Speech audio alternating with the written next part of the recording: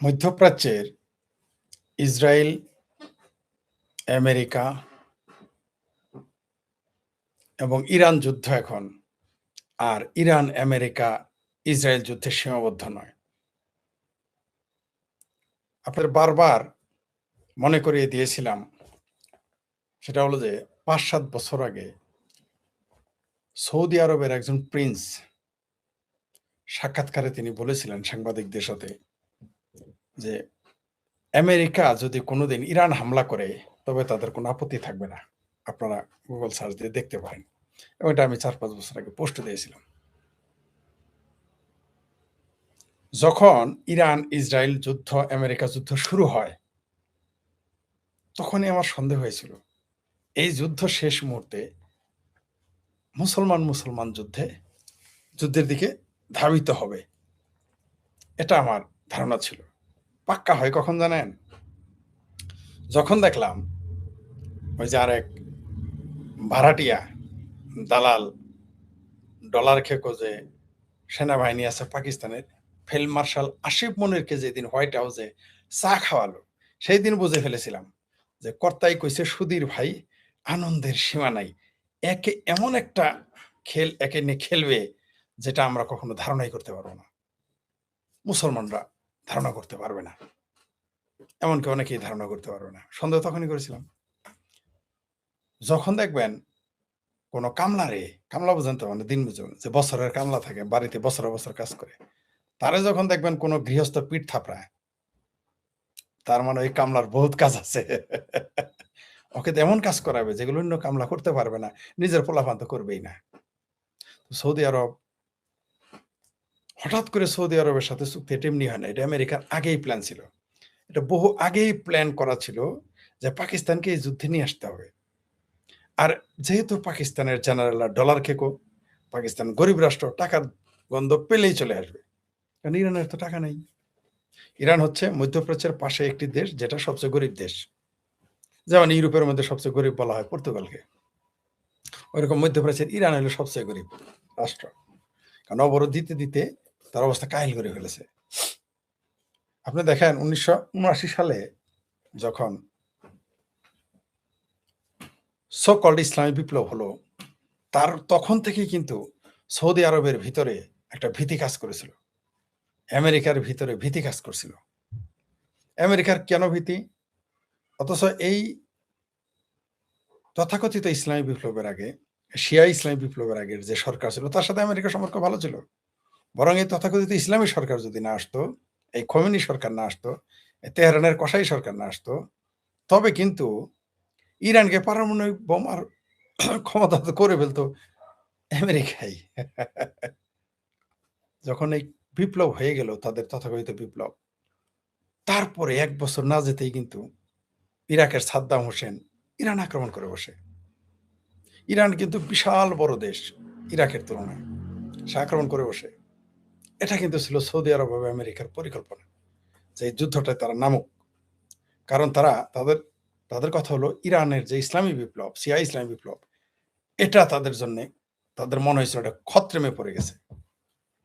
তার জন্য তারা সাদ্দামকে দিয়ে আক্রমণ করে এবং সেই যুদ্ধ প্রায় ১০ বছর চলে প্রায়। এবং তখন দেখবেন মাঝে মধ্যে এই বাংলাদেশের মানুষ, ভারতের মুসলমান অধিকাংশই 95% কার পক্ষে ছিল জানেন? ইরাকের পক্ষে। কেন জানেন? কারণ হলো শিয়া। ইরানিরা হচ্ছে শিয়া মুসলমান আর ইরাকরা সুন্নি। যার জন্যে এরা অপছন্দ করা শুরু করলো শিয়া খোমেনিকে এবং ফাইট হলো। তখন কিন্তু কোনো মুসলমান ইরানের পক্ষে নেয় নাই। আমার স্পষ্ট মনে আছে। আমি হারিকেন দিয়েও খুঁজে পাইনি। কারণ তখন আমরা বুঝি। আমরা মোটামুটি তখন কলেজে পড়ি। আমরা জানি কোনো মানুষকে দেখলাম ইরানের পক্ষে কথা বলতো না। বরং আমরা দেখতাম তখন স্কুল কলেজের নাম রেজিস্ট্রেশনের সময় মুসলমান পরিচয় দিতে হয় ধর্মীয়। অদ্ভুত ব্যাপার। ধর্মীয় পরিচয় দিতে হয়। ব্রেকেটে লিখতো শিয়া এবং সুন্নি। মুসলমান, শিয়া, সুন্নি। যাই হোক, এইবার আসি। কেন এটা বললাম যে আ সেই ইসরায়েল, আমেরিকা ভার্সাস ইরান যুদ্ধটা এখন আরবের শিয়া সুন্নি যুদ্ধে পরিণত হলো। এটা কিন্তু হতই। এই কারণেই কিন্তু এই যুদ্ধে নেমেছে পরিকল্পিতভাবে। এই যে চাণক্য নীতিতে পড়বেন বা ম্যাকিয়াভেলি পড়বেন, সেখানে দেখবেন স্পষ্ট করে বলা আছে কিভাবে শত্রুকে কিভাবে শত্রুর বিরুদ্ধে লড়াই করাইতে হয়। এটা আপনি ম্যাকিয়াভেলি পড়লে, চাণক্য নীতি পড়লে বুঝতে পারবেন। রাষ্ট্র চালাইতে গেলে আপনাকে প্রতারক হতে হবে, অমানবিক হতেই হবে। তা নাহলে রাষ্ট্র টিকবে না। ষড়যন্ত্র করতেই হবে। ইভেন কোথাও, কোথাও বলা হয়েছে শত্রু না থাকলে শত্রু পয়দা করো। মানে শুধু শত্রুকে শত্রুর বিরুদ্ধে খাটাবেন তা না। শত্রু যদি আপনার না থাকে শত্রু পয়দা করতে হবে। এটা রাষ্ট্রনীতির অংশ। রাষ্ট্রনীতি, রাজনীতি কখনো সহজ সরল পথে চলে না। চলতে পারে না, চলতে দেয়ও না। কি দেখলেন যে ইরান ভার্সেস ইহুদিদের যুদ্ধ, শিয়া মুসলিম ভার্সেস ইহুদিদের যুদ্ধ, খ্রিস্টানদের যুদ্ধ। সেই যুদ্ধটা আস্তে করে কি করে কোন দিকে চলে গেল? এখন যুদ্ধটা শুরু হয়ে গেছে আরব বনাম পারস্য, যেটা আমি আগে বলেছিলাম। আরব বনাম পারস্য, অর্থাৎ সৌদি আরব, আরব বনাম ইরান। তারা এখন আরব বনাম পারস্য হয়ে গেছে। আর শিয়া মুসলমান ভার্সেস সুন্নি মুসলমান হয়ে গেছে। এবং এই দিকেই হওয়ার কথা ছিল। যখন পাকিস্তানকে দিয়ে মীমাংসার কথা বলতেছে, কখনো তুরস্ক আসে, কখনো পাকিস্তান আসে, যখন আমাকে গল্প করতো, এই যে তোকে মীমাংসা হয়ে গেছে ফরিদ, তুমি না বললা যুদ্ধ দেরি থেমে যাবে না, যুদ্ধ লং টার্ম। আমি নিশ্চিত ছিলাম এটা হবেই। এবং এটা যতটুকু দীর্ঘ মনে করেছিলাম, এটা তার চেয়েও বেশি দীর্ঘ হবে। এবং অনেকেই বলেছে, এই যে কেউ বলছে ফরিদ, আমেরিকা তো সরে গেল, ইরান তো জিতে গেল। ভাই, ইরান জিতে না, ইরানকে একটু সাইড দেওয়া হয়েছে জেতার জন্য। কারণ শত্রু যদি এখনই খতম করেন, তাহলে আপনার নেক্সট প্রোগ্রাম তো আপনি পরিকল্পনা তো বাস্তবায়ন করতে পারবেন না। হামাসে যদি না থাকে, আপনি গাজায় কার বিরুদ্ধে হামলা করবেন? এই হামাস যখন পয়দা হয়েছিল শুরুতে, তখন কিন্তু বাংলাদেশের মুসলমান হামাসের বিরোধী ছিল। বলেছিল এটা ফিলিস্তিনের বিরুদ্ধে করা হয়েছে। তারপরে হঠাৎ করে দেখলাম ২০-২৫ বছর পরে সব দেখলাম হামাসের পক্ষে। ২০২৩ এর ৭ই অক্টোবর যখন হামলাটা করলো ইসরায়েলে, আমরা তো আর ১২০০ মানুষ মেরে ফেললো, ধরে নিয়ে গেল, জিম্মি করলো, ধর্ষণ করলো এই হামাসের জঙ্গিরা। তখনই বলেছিলাম এদের কপালে খারাপই আছে। কিন্তু আমাদের বাংলাদেশী মুসলমান, বামপন্থীরা যেমন তেমন, বাংলাদেশী মুসলমান, ভারতের মুসলমান বলে এরা সব আবাবিল পাখি, আবাবিল পাখি। দেখেন না কিভাবে উড়ে, উড়ে গেল। ঠিক আছে? আর বামপন্থীরা তাদের পক্ষে চিল্লাচিল্লি করলো। কিন্তু আমরা জানতাম এর পরিণতি এটাই হবে, গাজা ছাড়তে হবে। কিন্তু এত তাড়াতাড়ি ছাড়তে হবে তা জানতাম না। বরং আগে ঘটে গেছে। তারপরে কি হইল? সিরিয়াতে আরেক মানে ওয়ান্টেড জঙ্গি ছিল। মোস্ট ওয়ান্টেড জঙ্গি আমেরিকার খাতায়। তাকে এনে সিরিয়াতে প্রেসিডেন্ট বানানো হলো। কি বুঝলেন? শুধু তাই না, সিরিয়াতে তাকে আনার পরে কি করা হইল? বাশার আল আসাদ, শিয়া মুসলমানের পক্ষে, তাকে তাড়ানো হলো, রাশিয়া চলে গেল। সবাই বাংলাদেশের মুসলমান খুশি হলো, ভারতের মুসলমান খুশি হলো। এমনকি কিছু, কিছু বামপন্থীরাও খুশি হয়েছিল। তারপর কি হইল? তিনি এসেই ১ম এ লেবাননে, সিরিয়াতে আমন্ত্রণ জানাইলেন ইসরায়েলি বাহিনীকে। তারপরে কি হইল? এই সিরিয়ার প্রেসিডেন্ট এখন কি করলো? সিরিয়ার নেতা জুব্বা ছেড়ে, পাগড়ি ছেড়ে কোটটাই লাগাইলেন। তারপরে কি করলেন? ইসরায়েলের সাথে প্রতিরক্ষা চুক্তি করে বসলেন। আমরা হাসলাম। আপনারা কাঁদলেন যারা আমাদের গালি দিয়েছেন তখন। কেমন লাগে? শুধু এখানেই ক্ষান্ত না। সর্বশেষ খবর কি? সর্বশেষ খবর হলো যে সর্বশেষ খবর হলো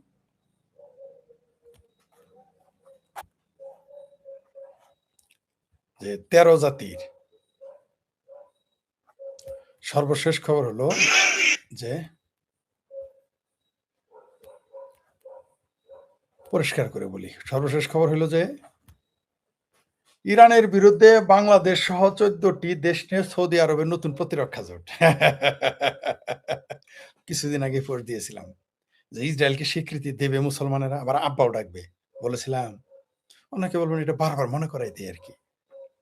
আওয়ামী লীগ সরকার ক্ষমতায় থাকাকালীনই বলেছিলাম যে এই বাংলাদেশ যদি কোনোদিন ইসরায়েলকে স্বীকৃতি দেয়, তখন জামাত বিএনপি সরকার থাকবে। আমার পোস্টগুলো পড়ে দেখেন। মনে করাই দিলাম আরকি। তখন আমাকে অনেক উন্মাদ বলেছিল, "সৌদি আরবও স্বীকৃতি দিবে? এটা অসম্ভব।" আমি বলেছিলাম দিবে। কাছে আসতেছে কিনা? তলে, তলে তো দিয়ে ফেলেছে, এখনো স্বীকার করে নাই। এই যে ১৪ টি দেশ প্রতিরক্ষা চুক্তি করেছে ইরানের বিরুদ্ধে, কারা যেন ইরানে গিয়েছিল জানাজা পড়তে? কোন সরকারের স্পিকার যেন গিয়েছিল, কোন সরকারের বিরোধী দল যেন গিয়েছিল? জামাত। কোন সরকার? এই মুসলেকা সরকার। আমেরিকা এখন কে কার বন্ধু? আবার এই জামাত কি বলেছে? যে আমেরিকা যুক্তরাষ্ট্র তাদের পরীক্ষিত বন্ধু। কেমন হইল? মৌলবাদ, জঙ্গিবাদ আমেরিকার বন্ধুই হয়। সাম্রাজ্যবাদীদের বন্ধু হয়। প্রমাণ হইছে বাংলাদেশের জামাত। প্রমাণ হইছে হামাস যে তাদের পক্ষে কাজ করেছে। হাইরে হামাসের জন্য কান্না। এখন হামাসের নেতা কি বলেছে? আমরা অস্ত্র ছেড়ে দিলাম আ গাজার মুসলমানদের স্বার্থে। তাহলে আগে অস্ত্র ধরেছিলেন কার স্বার্থে? শোনেন, এই হামাসের নেতা ইসমাইল হানিয়া কাতারের 5 স্টার হোটেলে থেকে আপনি জীবনে শুনেছেন যে কোন নেতা 5 স্টার হোটেলে বসে দল চালায়? তারপরেও আপনাদের আকল হয় নাই। মুসলমানদের তো এমনি আকল কম। আমি বলি নাই। কলকাতার এক মৌলবি বলছে মুসলমানদের আকল কম। এই তো ২-৩ দিন হইলো বলছে। আমি বলি নাই। আমি বললে তো দোষ হয়ে যাবে। তো আকল আসলেই কম। 5 স্টার হোটেলে বসে জঙ্গি নেতা বসে থাকে। সেই হানিয়ার আত্মীয়-স্বজন আবার বোন, ভাগ্নি, নাতি এরা ইসরায়েলের নাগরিক। কাতারে বসে থেকে সবচেয়ে বেশি টাকার মালিক। হাজার, হাজার কোটি টাকার মালিক এই হামাস সংস্থা। অথচ গাজার লোক না খায় থাকে, টাকা তুলে। বাংলাদেশের মতো যাকে বলা হয় মিসকিন দেশ, সেখান থেকেও টাকা বাড়ায়, পাকিস্তান থেকেও টাকা বাড়ায়। কি বুঝলেন? তো এখন কি করেছে? ১৪ টি দেশ মিলে একটা প্রতিরক্ষা চুক্তি করেছে, জোট করেছে। সেখানে বাংলাদেশ আছে, পাকিস্তান আছে, তুরস্ক আছে। এইবার লাখ ভেলকি লাখ। বলেছিলাম কিনা? ঠিক এইভাবেই দেখবেন একদিন একটা জোট হবে ইসরায়েলকে স্বীকৃতি দেওয়ার। এখন দেখেন শেখ হাসিনা আসার আগেই ডিসেম্বরে স্বীকৃতি দিয়ে দেয় কিনা এই সৌদি আরব, পাকিস্তান, বাংলাদেশ। বলেছিলাম আমরা পাঁচের কথা আগে কই। মানে আমার জামালপুরে একটা কথা আছে। কয় পাঁচের কথা আগে কইতো কেউ শয়তান কয়, কেউ জিন্দাবীর বলে। মিলতেছে হিসাব আস্তে, আস্তে বুঝতে পারতেছেন তো? আরো বলে দেই, যখন ইতিহাস ঘেঁটে দেখলাম যে ২ বার ইসরায়েলের বিমান পাকিস্তানে ল্যান্ড করেছিল। তাও ভুলে, এগুলো নাকি ভুলে হয়েছে। ভুলে ইসরায়েলি বিমান পাকিস্তানে যায়, ভারতে যায় না। আরেকবার ইউনূস সরকারের আমলে, এনজিওগ্রাম সরকার আমলে পাকিস্তানের বিমান বাংলাদেশে ল্যান্ড করেছিল। আপনাদের মনে আছে? কার্গো? কি বুঝলেন? তো এইভাবেই দেখবেন একদিন প্রতিরক্ষা জোট হবে। আজকে যেমন সৌদি আরবের সাথে নতুন প্রতিরক্ষা জোট হয়েছে। ইসরায়েলকে রক্ষা দেখছেন এই যে ভুলে ওঠে আসল তথ্য, আসলে ইসরায়েল রক্ষা করতে এরাই যাবে। সৌদি আরব এখন ইরানের বিরুদ্ধে লড়াই করবে। এখন আস্তে করে চলে যাবে। মাঠ ছেড়ে দিয়েছে কারা? ইসরায়েল। মাঠ ছেড়ে দিয়েছে কারা? আমেরিকা। এরা এখন ইসরায়েল এখন ব্যস্ত আছে লেবাননে দখল করতে। ইসরায়েল এখন ব্যস্ত আছে সিরিয়া দখল করতে। ইসরায়েল এরপর দেখেন মিশর কি করতেছে? এয়ার টাইট বানাইছে। আপনারা তো ১২ লক্ষ রোহিঙ্গা এনেছেন, তাই না? মুসলমান ভাই। আর মিশর কি করছে? এয়ার টাইট কারেন্টের তার দিয়ে একেবারে কাঁটা তারে বেড়া দেয়, ওয়াল করে কাঁটা তারে বেড়া দেয়। রাইখে দিছে। একটা ফিলিস্তিনি যেন মিশরে ঢুকতে না পারে। কি বুঝলেন? একটা ফিলিস্তিনি মুসলমান যাতে ঢুকতে না পারে মিশরে। সেই জন্য তারা যা করার তা করতেছে সীমান্তে। তাহলে এরপরে কি ঘটবে? এখন এই যুদ্ধটা আরো দীর্ঘ। আমি ভেবেছিলাম ১০ বছর এই যুদ্ধ আর থামবে না। এখন বুঝতে পারছেন তো ইরানকে কেন ভ্যানিশ করে দেয় নাই? কারণ ভ্যানিশই যদি করে দেয় তাহলে পরে হালুয়া রুটি ভাগটা কিভাবে হবে? জমছে না খেলা? আরো জমবে। এই যুদ্ধ আরো দীর্ঘ হবে। মধ্যপ্রাচ্যকে তেনা, তেনা বানায় ফেলাবে। ফানা, ফানা বানায় ফেলাবে। একেবারে ফানা, ফানা বানায় ফেলাবে। কিচ্ছু রাখবে না মধ্যপ্রাচ্যে। দেখতে পারবেন কি পরিণতি হয়। দেখতে পারবেন। এখন মুসলমান ভাইরা বাংলাদেশের যারা আছো, ইরানের জন্য এত ফালাফালি তোমরা সরকারের, এই বিএনপি সরকারের, এমনকি আওয়ামী লীগের মধ্যেও খোমেনি লীগ আছে। আর বিএনপির তো আছেই। তো এখন তারা কি বলবে? আওয়ামী লীগ তো সমালোচনা করবেই, যারা খোমেনি লীগ। কিন্তু যারা বিএনপির মধ্যে আছো, জামাত, এখন তোমরা কি বলবা? তোমাদের বাটপাড়িতে ধরা খেয়ে গেল। তোমরা এখন কি? না ঘরকা না ঘটকা। এখন বাংলাদেশে যারা মুসলমান, যারা ইরানের পক্ষে ছিল, তারা এখন না ঘরকা না ঘটকা, ধোবিকা কুত্তা হয়ে গেছে। কিভাবে? সরকার হইল সৌদি আরবের পক্ষে। এবং ওই যে ছোট্ট একটা রাস্তা নিয়ে আবার লেগে গেছে। হুতিকে দিয়ে ইরান খেলা খেলতেছে। আমি এর আগে করে বলেছিলাম, হুতি আসলে কার পক্ষে কাজ করতেছে? গাজা তো ভ্যানিশ, হামাস তো ভ্যানিশ। আজ থেকে ১০ বছর পরে ঠিক এই কাজটাই ঘটবে। দেখবেন যে হুতি আত্মসমর্পণ করেছে, হুতি অস্ত্র সমর্পণ করেছে। আবার বলে রাখলাম, ১০ বছর পরে আমার কথা মনে হবে। এখন আমাকে উন্মাদ মনে হইতে পারে। হয়তো ১০ বছর নাও লাগতে পারে। হুতিরা বলবে, আমরাও হামাসের মতো অস্ত্র বরণ করলাম, সংবরণ করলাম। আমরা যুদ্ধবিরতি ঘোষণা করলাম মুসলমানদের স্বার্থে। যখন সব কাজ কমপ্লিট হয়ে যাবে। নিশ্চিত থাকেন ১০ বছর পর হুতি এই কথা বলবে। সেইম এই এই যে বর্তমানে স্ক্রিপ্ট চলতেছে হুবহু হামাসের স্ক্রিপ্ট করবে। সব উচ্ছেদ করে ফেলবে। আর ওই যে ইসরায়েল যে গ্রেটার ইসরায়েল বানাইতেছে ওইদিকে তারা কিন্তু যাচ্ছে। কিন্তু এবার কাকে দিয়ে করাবে? ওই যে ম্যাকিয়াভেলি আর চাণক্যের বই পড়বেন। সংস্কৃত আর ওই ইতালির যে লেখক যে ছিল ম্যাকিয়াভেলি তার বইটা প্রিন্স পড়বেন তাহলেই বুঝবেন যে কিভাবে এখানে কাজ করতেছে। আপনি যদি ম্যাকিয়াভেলি ভালো করে পড়েন আর চাণক্য নীতি ভালো করে পড়েন তাহলে বুঝতে পারবেন মধ্যপ্রাচ্যে কি করে। পরিষ্কার, দিনের আলোর মতো পরিষ্কার যে শত্রুকে শত্রুর বিরুদ্ধে লাগিয়ে দিতে হবে এবং সেই গেমটা সুন্দরভাবে খেলতে হবে। আর যদি শত্রু না থাকে শত্রু পয়দা করো, বন্ধু পয়দা করতে বলে নাই। ম্যাকিয়াভেলি বলে নাই বন্ধু পয়দা করো। চাণক্য বলে নাই বন্ধু পয়দা করো। চাণক্য আর ম্যাকিয়াভেলি দুইজনেই বলেছে বন্ধু থেকে সতর্ক থাকবা। কারণ তোমার ক্ষতি বন্ধু করবে। বরং বলছে প্রয়োজনে শত্রু পয়দা করো। বিশ্বাস নাই আপনারা ম্যাকিয়াভেলি পড়েন, চাণক্য পড়েন, পড়লেই পাবেন। আমি পড়ে এগুলো বলতেছি। কি সুন্দর মিলে যাইতেছে। সামনে দেখবেন মধ্যপ্রাচ্য ওই যেটা বললাম, মধ্যপ্রাচ্যের অবস্থা এক্কেবারে খারাপ হয়ে যাবে।